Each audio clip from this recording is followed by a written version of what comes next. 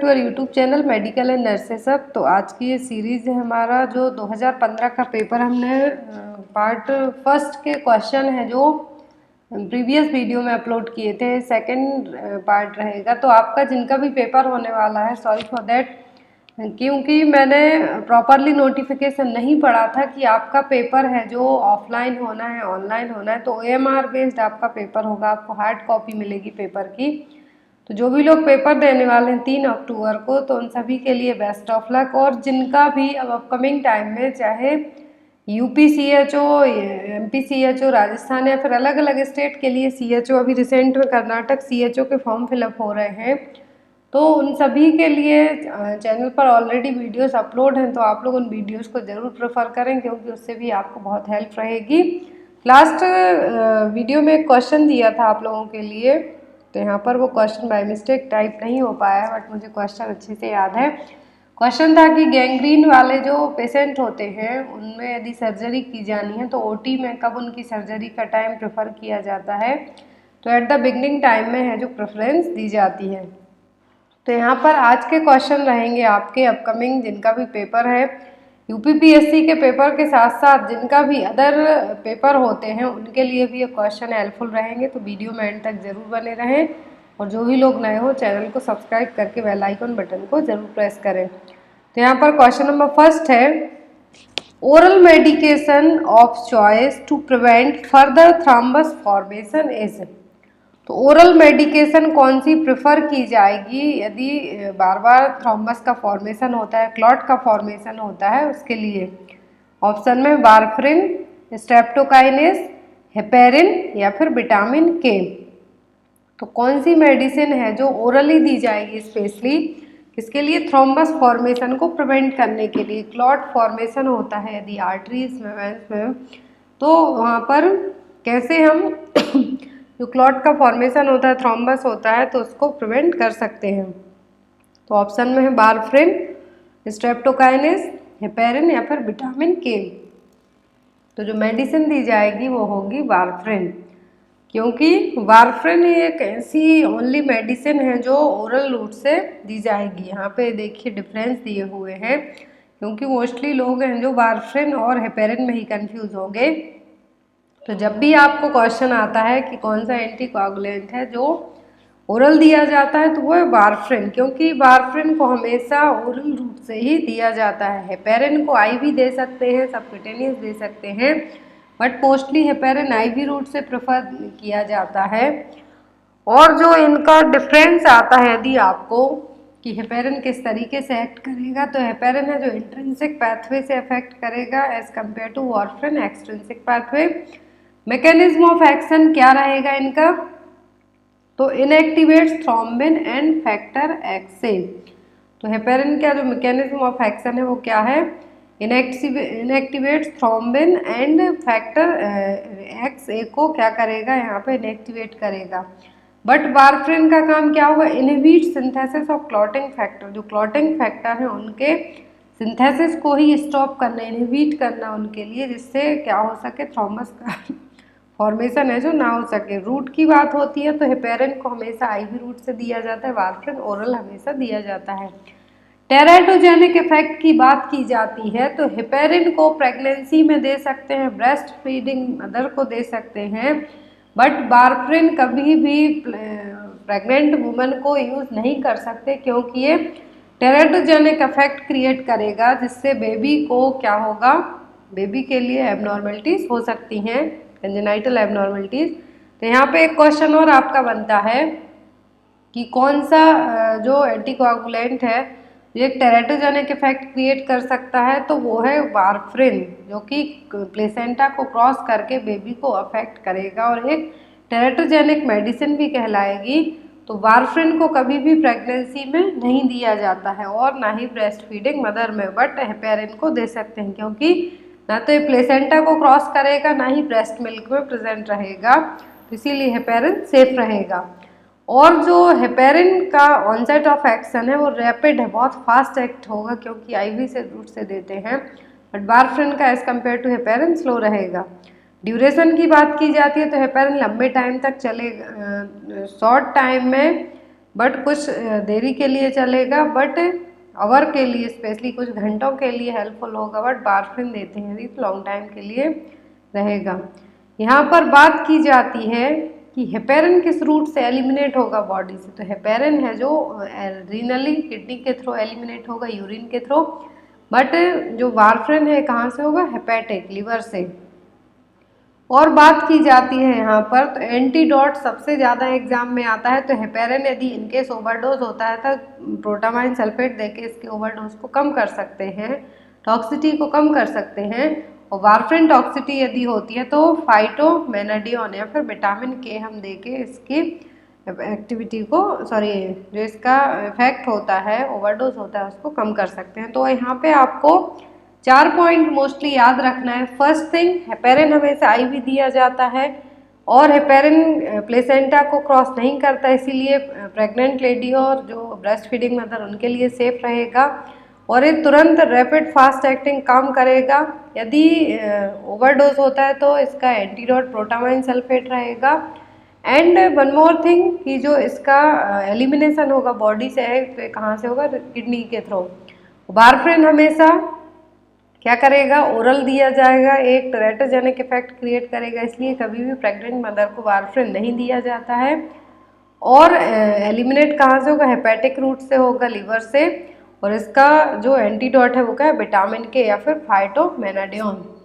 Next question की तरफ move करेंगे हम।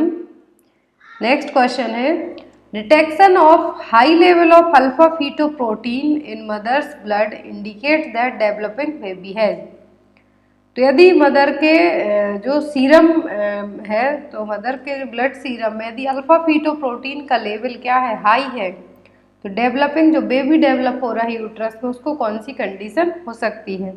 अल्फा फीटोप्रोटीन मदर के सीरम में प्रेजेंट रहेगा, बट ये यदि हाई होता है तो भी प्रॉब्लम है, कम होता है, लो होता है तब भी प्रॉब्लम होगी।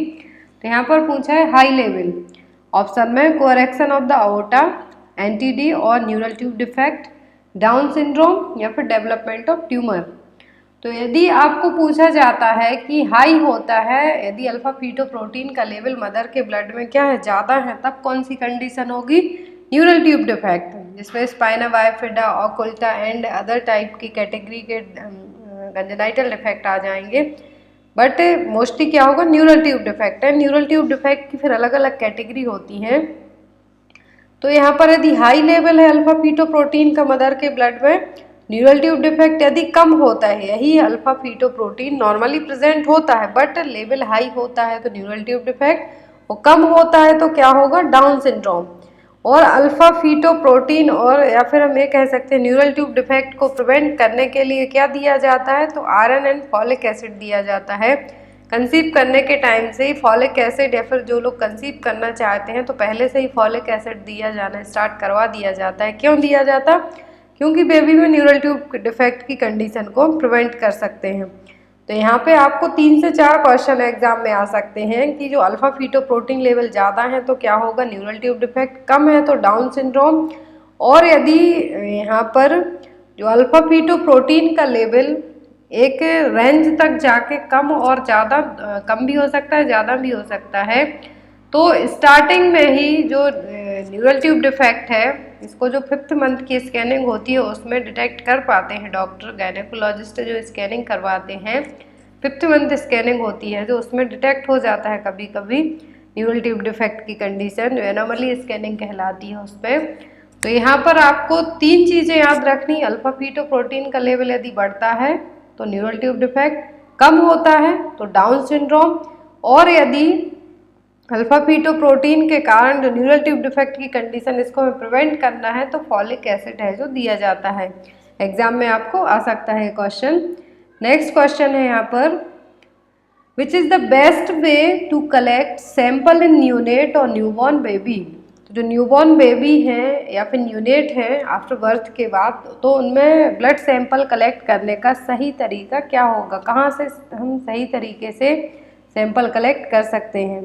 ऑप्शन में हील, हेड, हैंड या फिर नेक। तो यहाँ पर न्यूनेट और न्यूबॉर्न बेबी के लिए आफ्टर बर्थ उनके कुछ ब्लड टेस्ट किए जाते हैं जो कि एक स्क्रीनिंग टेस्ट भी कहलाते हैं कि बेबी को कोई अदर प्रॉब्लम तो नहीं है उसके लिए। तो जो टेस्ट होते हैं तो उनमें ब्लड सैंपल कहाँ से ले सकते हैं हम? हील से, क्योंकि यहाँ से बेबीज़ का जो कैपिलरी ब्लड है वो यहाँ से मिल जाएगा, बहुत इजीली सैंपल कलेक्ट कर सकते हैं। तो बेबीज़ में जो न्यूबॉर्न बेबीज़ होते हैं, इवन 6 मंथ तक के बेबीज़ होते हैं, उनमें भी जनरली जो सैंपल कलेक्ट करने का सही तरीका वो होता है हील्स से, पैरों की हील्स से यहाँ से कैपिलरी ब्लड है जो ले लिया जाता है सैम्पलिंग के लिए। Next is when we can hear the baby fetal heart sound by stethoscope. तो हम फीटल हार्ट साउंड है जो स्टेथोस्कोप की हेल्प से कब सुन सकते हैं? ऑप्शन में 24 वीक्स, 28 वीक्स, 14 वीक्स या फिर 20 वीक्स। तो जो स्टेथोस्कोप की हेल्प से पूछा है तो फीटल हार्ट साउंड हम कब सुन सकते हैं? 20 वीक ऑफ प्रेगनेंसी में। यदि आपको पूछा जाता है डॉपलर स्कैनिंग में, जो डॉपलर अल्ट्रासोनोग्राफी होती है, तो उसमें हम 8 से 10 वीक में बेबी का जो जेस्टेशनल पीरियड है, 8 to 10 वीक का जो पीरियड है, उसमें हम डॉपलर स्कैनिंग से क्या कर सकते हैं? बेबी की हार्ट बीट सुन सकते हैं। बट यहाँ पर स्टेथोस्कोप पूछते हैं तो 20 वीक्स, और यदि डॉपलर स्कैनिंग के थ्रू पूछते हैं तो 8 to 10 weeks. Next is as per the RCH programme, reproductive and child health programme, community health centre is. तो RCH प्रोग्राम के तहत जो कम्युनिटी हेल्थ सेंटर है वो किस लेवल पे आएंगे? ऑप्शन में first referral unit, tertiary referral unit, secondary referral unit या फिर नन ऑफ द अबव। तो जो कम्युनिटी हेल्थ सेंटर आएंगे RCH प्रोग्राम के तहत, एक इसमें आएंगे फर्स्ट रेफरल यूनिट में। यहाँ पे जब RCH प्रोग्राम की बात की जा रही है तो इसका भी हम डिटेल में भी देखते हैं, बट उसके पहले कम्युनिटी हेल्थ सेंटर की बात की जाती है। तो कम्युनिटी हेल्थ सेंटर क्या है? फर्स्ट रेफरल यूनिट कहलाते हैं। तो यहाँ पर कम्युनिटी हेल्थ सेंटर का पॉपुलेशन नॉर्म्स एग्जाम में आ सकता है। तो CHC, एक CHC कितनी पॉपुलेशन में होता है? यदि हिली एंड ट्राइबल एरिया है तो 80,000 पॉपुलेशन, प्लेन एरिया है तो 1,20,000 पॉपुलेशन। और यदि सब सेंटर या फिर प्राइमरी हेल्थ सेंटर को लेके पूछा जाता है आपसे क्वेश्चन, तो आपको याद रखना है कि सब सेंटर कितनी पॉपुलेशन के लिए? 3,000 पॉपुलेशन यदि पहाड़ी एरिया है, हिली ट्राइबल एरिया है, 5,000 किसके लिए? प्लेन एरिया रहेंगे। तो यहाँ पे CHC, PSC और सब सेंटर, तीनों का आपको पॉपुलेशन नॉर्म से याद रखना है। तीनों में से कोई सा भी एग्जाम में आपके आ सकता है। तो यहाँ पर अभी हमने जो RCH प्रोग्राम देखा, तो इसके क्या जो RCH फर्स्ट फेज रही, सेकेंड फेज रही, 2 फेज रही, यहाँ पर दोनों की इमेज दी हुई है। तो यहाँ पर जो RCH फर्स्ट फेज है, reproductive and child health programme, जिसमें बहुत सारे प्रोग्राम्स इंक्लूड थे, देन आफ्टर इसको RCH सेकेंड में कन्वर्ट कर दिया गया था। तो RCH की जो फर्स्ट फेज कब आई थी? 15 अक्टूबर 1997, 15 अक्टूबर 1997 में आई थी।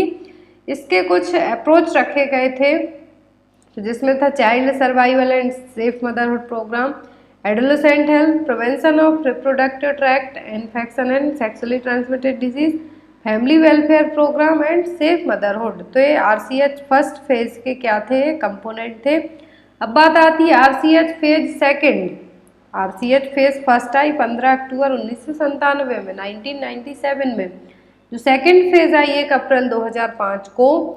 इसका जो मेजर स्ट्रेटजीज रखी गई, तो इसका जो मेन काम क्या रखा गया? फोकस किस पे किया गया कि maternal mortality and child mortality और मॉर्बिडिटी को हमें क्या करना है? कम करना है। तो इसीलिए जो RCH फेज सेकेंड है इसको लाया गया। And then RCH phase second में कुछ इनकी स्ट्रेटेजी लाई गई। तो वो स्ट्रेटेजी क्या थी? Essential obstetric care, emergency obstetric care and strengthening the referral system. तो इन तीनों चीज़ों को लाया गया। 3 मेजर स्ट्रेटजीज थी, essential obstetric care, emergency obstetric care and strengthening referral system, जिसके थ्रू हम मैटरनल मॉर्टेलिटी और मॉर्बिडिटी को और चाइल्ड मॉर्टेलिटी और मॉर्बिडिटी को हम क्या कर सकते हैं? कम कर सकते हैं। तो RCH फेज फर्स्ट और phase second, launching date and इनके क्या कंपोनेंट्स थे वो याद रखें। और जो RCH फेज फर्स्ट और RCH फेज सेकेंड रही है, इनमें इन्होंने कितना टारगेट है जो अचीव किया, ये चीज़ें आपसे एग्जाम में पूछी जा सकती हैं। Next is vitamin E is which kind of vitamin. तो विटामिन E है जो किस टाइप का विटामिन है? ऑप्शन में एंटीऑक्सीडेंट, टोकोफेरॉल, फैट सॉल्यूबल या फिर ऑल ऑफ दी अबव। तो विटामिन E में सभी ये क्वालिटी है। एक तो एक एंटीऑक्सीडेंट भी है, टोकोफेरॉल इसका केमिकल नेम है, एंड ये क्या है, फैट सॉल्युबल विटामिन है। तो यहाँ पर आपका आंसर क्या होगा, D, all of the above. यहाँ पर ये देखिए कुछ सभी विटामिन दिए हुए हैं, उनके केमिकल नेम दिए हुए हैं, डिसीज दी हुई है कि किस विटामिन की कमी से क्या प्रॉब्लम होगी। विटामिन दो टाइप के होते हैं, fat soluble and water soluble. तो फैट सॉल्युबल होते हैं vitamin A, D, E and के। तो विटामिन ए का केमिकल नेम क्या है, रेटिनॉल, डी का कैल्सीफेरॉल, ई का टोकोफेरॉल एंड विटामिन के का फाइलोक्विनोन। तो ये सभी क्या होगा, फैट सॉल्युबल। अब विटामिन बी कैटेगरी के आते हैं विटामिन और विटामिन सी। तो विटामिन बी1 थायामिन, बी2 राइबोफ्लेविन, ये सभी क्या है, वाटर सॉल्युबल विटामिन है। B3 is the niacin, B5 is the pantothenic acid, vitamin B6 pyridoxine, vitamin बी7 biotin, बी9 folate, B12 cobalamin, cyanocobalamin के नाम से इसको हम जानते हैं। और विटामिन सी क्या है, एस्कॉर्बिक एसिड, जो कि वुंड हीलिंग के लिए बहुत इंपॉर्टेंट होता है, एग्जाम में आपके लिए आता है क्वेश्चन। अब हम बात करते हैं कि इनकी कमी से क्या प्रॉब्लम होगी। जो वाटर सॉल्युबल है, फैट सॉल्युबल विटामिन है, तो सबसे पहले यहाँ पे एक आप चार्ट देख सकते हैं, स्क्रीन पे आपको दिख रहा होगा। तो इसमें शॉर्ट वे में पूरी चीज़ें बताई हुई हैं कि ये काम क्या करेंगे और इनकी कमी से क्या हो सकता है। तो सबसे पहले देखेंगे वाटर सॉल्युबल। तो थायमिन की कमी से क्या होगा, वेरी वेरी होगा। राइबोफ्लेविन की कमी एंड नियासिन और निकोटिनिक एसिड, इसकी कमी से पहलाग्रह जो 3D सिम्टम होते हैं वो होंगे। B6 और पायरिडॉक्सिन की कमी से एनीमिया होने के चांसेस ज़्यादा होते हैं। कोबालमिन, साइनोकोबालमिन है जो B12, इसकी कमी से क्या होगा, परनीसियस एनीमिया। और जो फॉलेट है, फॉलेट की कमी से मेगालोब्लास्टिक एनीमिया। फिर आता है विटामिन सी और एस्कॉर्बिक एसिड। तो एस्कॉर्बेट की कमी से क्या होगा, जो कि कोलेजन सिंथेसिस के लिए हेल्पफुल होता है। तो ये स्कर्वी होने के चांसेस, ब्लीडिंग गम्स, स्कर्वी किसके कारण होगा, विटामिन सी की कमी के कारण। फिर आते हैं fat soluble vitamin A, D, E and के। तो विटामिन ए को रेटिनॉल, रेटिनल, रेटिनोइक एसिड के नाम से जानते हैं और जनरली आँखों के लिए सबसे ज़्यादा हेल्पफुल होता है। जिसकी कमी के कारण नाइट ब्लाइंडनेस हो सकती है, ज़ीरोफ्थेल्मिया हो सकता है, विजन प्रॉब्लम हो सकती है। फिर आता है कोलेकैल्सीफेरॉल, जो कि बोन्स के लिए हेल्पफुल है, विटामिन डी, अर्गोकैल्सीफेरॉल, कोलेकैल्सीफेरॉल। तो यहाँ पर एक कैल्शियम रेगुलेशन के लिए बहुत इंपॉर्टेंट होता है विटामिन डी, जिसको प्रोहार्मोन के नाम से भी हम जानते हैं। जो रिकेट्स और ऑस्टियोमलेशिया होने का कारण बनता है, रिकेट्स बच्चों में, ऑस्टियोमलेशिया बड़ों में। फिर आता है विटामिन ई और टोकोफेरॉल, ये क्या है, एंटीऑक्सीडेंट विटामिन है। लास्ट आता है फाइलोक्विनोन और विटामिन के। तो ये क्लॉटिंग फैक्टर, बोन प्रोटीन के लिए हेल्पफुल होता है। विटामिन के की कमी के कारण हेमरेजिक डिसीज हो सकती है। तो इसीलिए आफ्टर द बर्थ बेबी को विटामिन के का इंजेक्शन है जो दिया जाता है। तो बेसिक पॉइंट आप विटामिन को लेके याद रखें, क्योंकि आपसे एग्जाम में, हर एक एग्जाम में क्वेश्चन आते हैं। यहाँ पे ज़्यादा डिटेल में यदि आपको पूरा विटामिन पढ़ाएंगे तो पूरा एक ही वीडियो में कवर हो जाएगा। तो यहाँ पर मैंने आपको शॉर्ट में पूरे विटामिन से लेके क्या क्वेश्चन आ सकते हैं वो बता दिए। विटामिन के केमिकल नेम, इनकी कमी से क्या प्रॉब्लम होगी और ट्रीट कैसे किया जाएगा। Next is extrapyramidal symptoms, that is a potentially irreversible side effect of chlorpromazine and other antipsychotic drugs is। तो EPS सिम्टम हमने पढ़े हैं। तो जो EPS सिम्टम होते हैं, एक्स्ट्राप्यरामिडल सिम्टम होते हैं, जो कि इरिवर्सिबल साइड इफेक्ट है। क्या है, इरिवर्सिबल साइड इफेक्ट होते हैं, किसके कारण, क्लोरप्रोमाजीन और अदर एंटीसाइकोटिक जो ड्रग होती हैं, जो सीजोफ्रेनिया को ट्रीट करने के लिए यूज़ होने वाली, डिप्रेशन को ट्रीट करने वाली मेडिसिन होती है, एंटीसाइकोटिक ड्रग होती हैं। तो उनके कारण एक्स्ट्राप्यरामिडल सिम्टम की कंडीशन होती है। तो वो सिम्टम होते हैं, तो उस सिम्टम का आपको नाम बताना है कि वो कौन सा ईपीएस है, क्योंकि अलग अलग कैटेगरी के ईपीएस में सिम्टम आते हैं। ऑप्शन में टॉर्टिकोलिस, टार्डिव डिस्काइनेसिया, ऑक्यूलोगैरिक क्राइसिस या फिर स्यूडो पार्किंसनिज्म। जो एक्स्ट्राप्यरामिडल सिम्टम है वो इरिवर्सिबल है, जो कि साइड इफेक्ट है क्लोरप्रोमाजीन और एंटीसाइकोटिक ड्रग का, तो वो टार्डिव डिस्काइनेसिया। क्या है, टार्डिव का मतलब होता है लेट, डिस्काइनेसिया का मतलब होता है involuntary painless movement of face and upper limb. तो यहाँ पे आप चार्ट देख सकते हैं। तो जो एक्स्ट्राप्यरामिडल सिम्टम होते हैं, ईपीएस होते हैं, जो कि एंटीसाइकोटिक ड्रग का साइड इफेक्ट माना जाता है। तो एक्यूट डिस्टोनिया, दैट मीन्स कि ये आफ्टर मेडिकेशन के कुछ ही दिनों के बाद आपको देखने को मिलेंगे, जिसमें अनकंट्रोल्ड मसल स्पाज्म होगा, जो कि फेस, टंग और नेक पर होगा। पार्किंसनिज्म हो सकता है जो कि 1 से 4 वीक में हो सकता है आफ्टर ड्रग्स लेने के बाद, जो मेडिसिन दी जाती है एंटीसाइकोटिक उसके बाद। फिर आता है अकाथेसिया। तो अकाथेसिया में रेस्टलेसनेस रहेगी, इर्रेसिस्टिबल डिजायर रहेगी आपके घूमने फिरने के, एंड ये जो 5 से 60 दिन में होगा। फिर आता है neuroleptic malignant syndrome. Neuroleptic malignant syndrome एक क्या है, एंटीसाइकोटिक मेडिसिन का ही जो एक्स्ट्रा पिरामिडल सिम्टम है वो है, जो कि मेडिसिन लेने के कुछ हफ्तों से लेकर कुछ मंथ तक हो सकता है। फिर लास्ट में आता है टायरॉइड डिस्काइनेसिया। तो ये लेट कुछ महीनों से लेकर सालों तक चलेंगी यदि एंटीसाइकोटिक ड्रग आपकी, तो ये आपको एक्स्ट्रा पिरामिडल सिम्टम के तौर पर देखने को मिलेगा। तो यहाँ पर आपका आंसर क्या होगा, B. Next is bird flu is caused by. तो बर्ड फ्लू का कॉजेटिव एजेंट क्या है? ऑप्शन में बैक्टीरिया, वायरस, प्रोटोजोआ या फिर D none of the above. तो बर्ड फ्लू का जो कॉजेटिव एजेंट है वो क्या है, वायरस है। एवियन फ्लू वायरस, जिसको H5N1 इन्फ्लुएंजा वायरस के नाम से भी जानते हैं। H1N1 स्वाइन फ्लू के लिए रिस्पॉन्सिबल है, बट बर्ड फ्लू के लिए एवियन फ्लू, जिस वायरस का नाम है H5N1 इन्फ्लुएंजा वायरस, जो कि अभी रिसेंट में कुछ टाइम पहले, आई थिंक 2 मंथ बैक है, जो बहुत सारे अलग अलग स्टेट को अफेक्ट कर रहा था इंडिया में। बर्ड फ्लू का कॉजेटिव एजेंट क्या है, एवियन फ्लू नाम का virus H5N1। Next is which of the following treatment is use to treatment for leprosy. तो लेप्रोसी को ट्रीट करने के लिए कौन सी थेरेपी है, जो ट्रीटमेंट है जो अपनाया जाता है? ऑप्शन में phototherapy, multi drug treatment, dots या फिर ऑल ऑफ दी अबव। तो जो फोटोथेरेपी है, जॉइंटिस ट्रीटमेंट में बेबीज़ के लिए यदि बिलिरुबिन का लेवल बढ़ता है तो उसको एब्जॉर्ब करने के लिए फोटोथेरेपी दे के हम ट्रीट कर सकते हैं बेबीज़ को जॉइंटिस के लिए। डॉट्स ट्यूबरक्लोसिस के लिए यूज़ होने वाला मेडिकेशन है, ट्रीटमेंट है। और लेप्रोसी के लिए क्या यूज़ किया जाता है, MDT, मल्टी ड्रग थेरेपी है जो यूज़ की जाती है। Next is most heat sensitive vaccine is. तो इनमें से सबसे ज़्यादा हीट सेंसिटिव वैक्सीन कौन सी है? ऑप्शन में measles, oral polio vaccine, DPT या फिर हेपेटाइटिस बी। जो मोस्ट हीट सेंसिटिव वैक्सीन है इनमें से वो क्या है, OPV वैक्सीन। यहाँ पे देखिए एक चार्ट है छोटा सा। मोस्ट हीट सेंसिटिव वैक्सीन क्या हो गई, OPV। After OPV measles, MMR, varicella and last में BCG। तो क्या हो, हीट सेंसिटिव वैक्सीन हो गई, जो कि यहाँ पे असेंडिंग ऑर्डर में दी हुई है, मतलब कि सबसे पहले then after. Most heat sensitive vaccine OPV, उसके बाद अदर आएंगी measles, mumps, rubella, measles, varicella and BCG।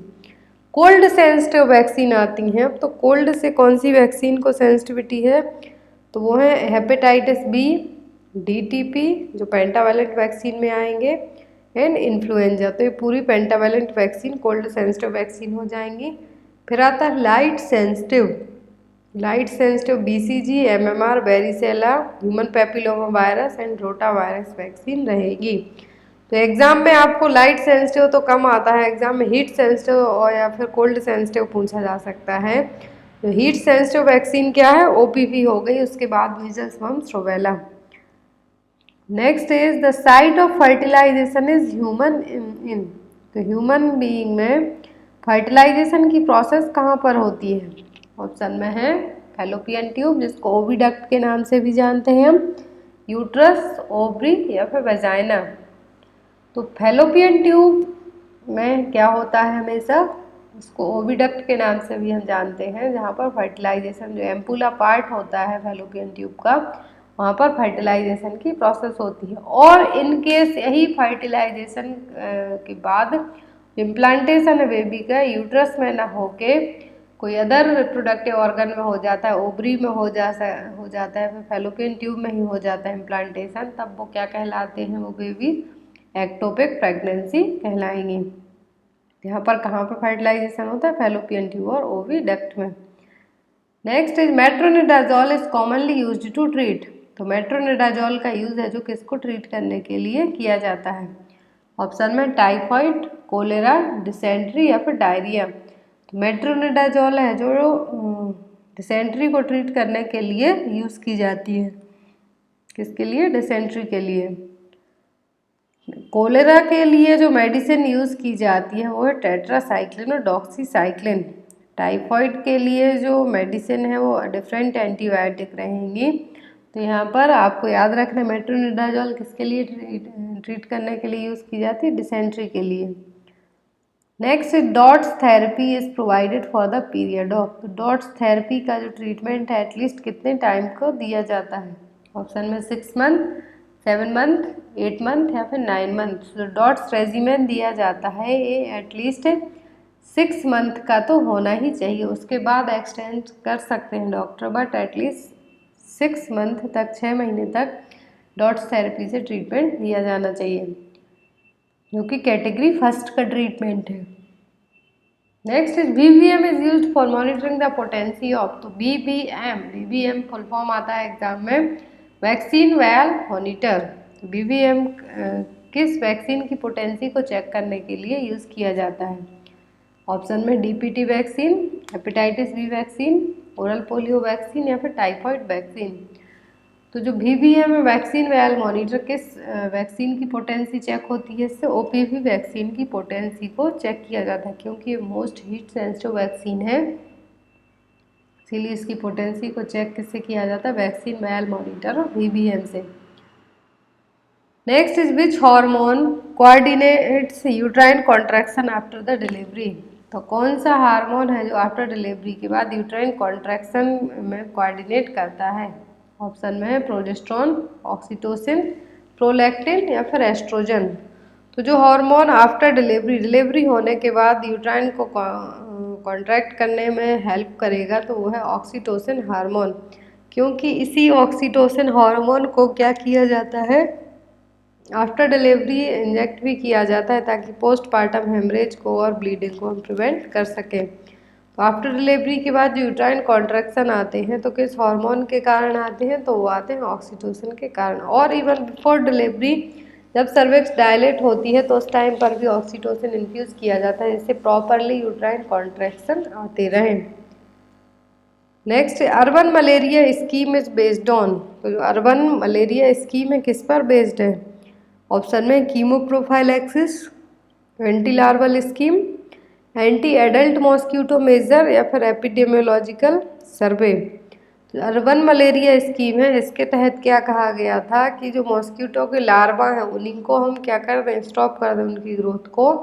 तो अर्बन मलेरिया स्कीम के तहत लाया गया था एंटी लार्वल स्कीम। तो अर्बन मलेरिया स्कीम आई थी 1971 में। इसके जो एम रखा गया था वो था मलेरिया को क्या करना? कंट्रोल करना अर्बन एरिया में, और किससे? बैक्टीरिया को रिड्यूस करके। बैक्टीरिया जब हम क्या करेंगे? लार्वा को ही क्या करेंगे? डिस्ट्रॉय करेंगे, उसी के बाद मच्छर नहीं आएंगे।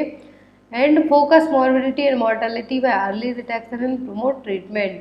तो एम थे इसके अर्बन मलेरिया स्कीम 1971 को आई थी, जिसमें 139 टाउन एंड 29 जिलों के 19 स्टेट्स के और यूनियन टेरिटरीज के 139 डिस्ट्रिक्ट्स में क्या जो 139 टाउन है, 139 टाउन है, उन पर ये स्कीम लागू की गई थी, अर्बन मलेरिया स्कीम।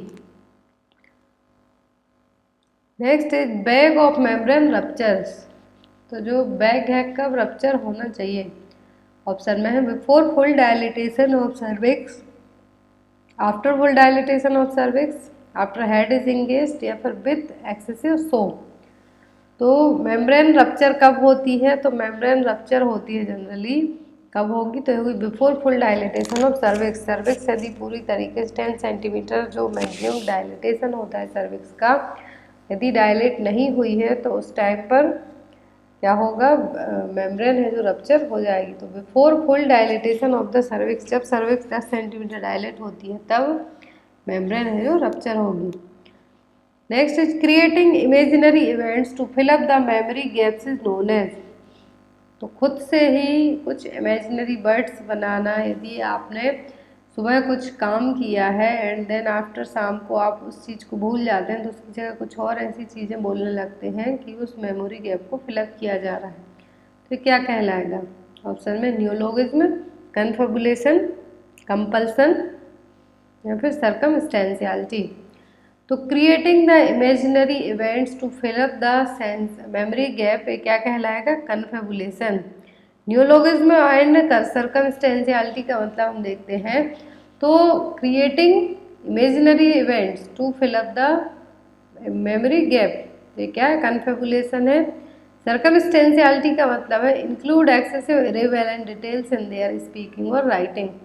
तो इर्रेलेवेंट मतलब जिनका कुछ मतलब ही नहीं है, ऐसी चीज़ों को आप कुछ बात कर रहे हैं और आप बीच में कुछ और बात अपनी छेड़ देते हैं, जिसमें उसके ना लिखने का कोई सार है ना ही बोलने का, तो क्या होगा? सर्कमस्टेंशियलिटी। फिर आता है न्यूलोगिज्म। तो न्यूलोगिज्म का मतलब होता है new word, new phrase, new expression और new meaning of familiar word. Next is medical management for increased intracranial pressure include. कौन सा मेडिकल मैनेजमेंट है जो आईसीपी को कम करने के लिए यूज़ किया जाएगा?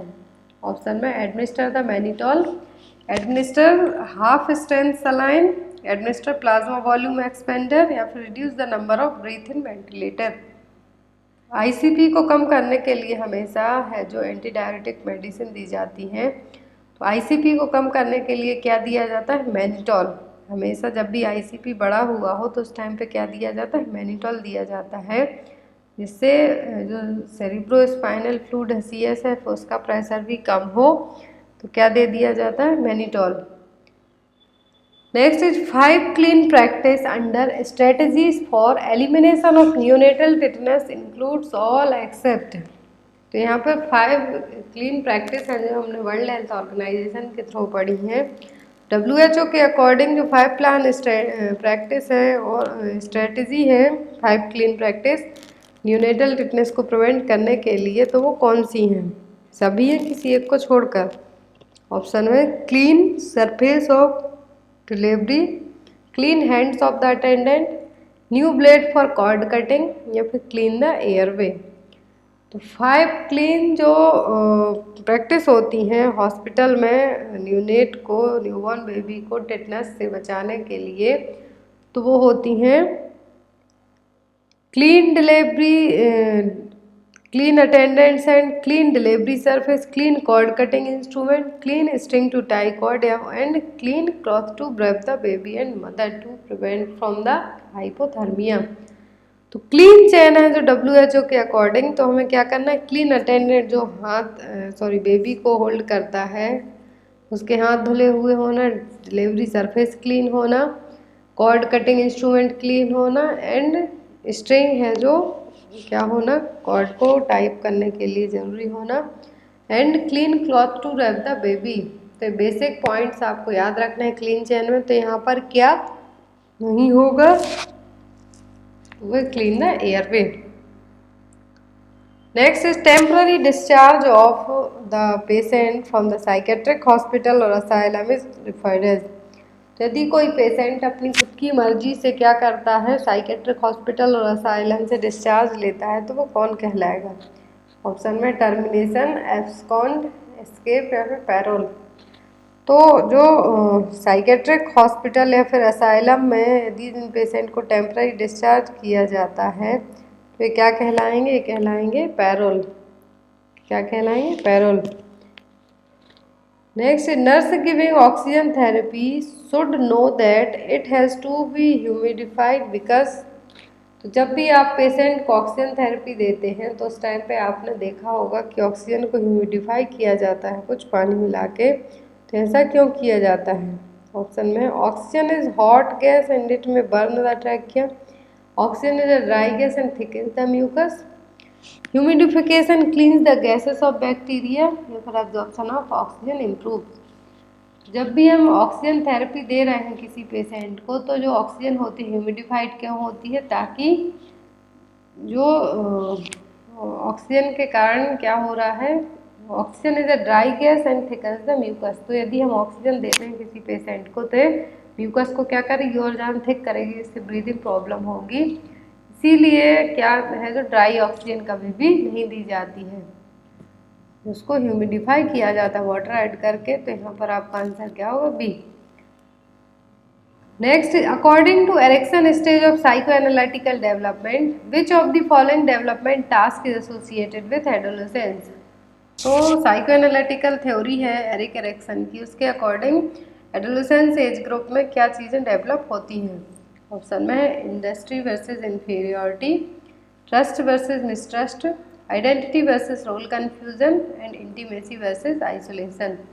तो एरिक एरिक्सन की जो स्टेज दी हुई थी, जिसमें इन्फेंट से लेके एडल्ट एज तक, जो बुढ़ापे एल्डर तक उसकी स्टेज दी हुई है। तो यहाँ पे आपको एडोलेसेंस के लिए बताना है, तो एडोलेसेंस के लिए आइडेंटिटी वर्सेस रोल कन्फ्यूजन है। देखिए यहाँ पर जो इन्फेंट है 0 to 18 मंथ है, तो उनका क्या है, ट्रस्ट वर्सेस मिसट्रस्ट, जो कि अपनी मदर पे सबसे ज़्यादा ट्रस्ट करते हैं। फिर आते हैं टोटल 18 मंथ टू 3 ईयर वाले बच्चे, तो जिसमें autonomy versus shame and doubt रहेगा। प्री स्कूल जो कि 3 से 6 साल के होंगे, तो initiative versus guilt. Childhood 6 to 12 year, जिसमें इंडस्ट्री वर्सेस इंफीरियरिटी रहेगी। एडोलेसेंस में identity versus role confusion. Young adult है यदि, तो intimacy versus isolation. Middle adulthood age में है आप 40 से 65 साल में, तब जनरेटिविटी वर्सेस स्टेगनेशन एग्जाम में आता है। लास्ट सीनियर है यदि 65 ईयर से ज़्यादा, तो ईगो इंटीग्रिटी वर्सेस डिस्पेयर। तो क्या होगा, एरिक एरिक्सन की जो साइको एनालिटिकल थ्योरी है, उस डेवलपमेंट के अकॉर्डिंग किसमें क्या जो क्राइटेरिया हैं रहेंगे। Next is benzodiazepine reduce anxiety bye acting on which of the following neurotransmitter.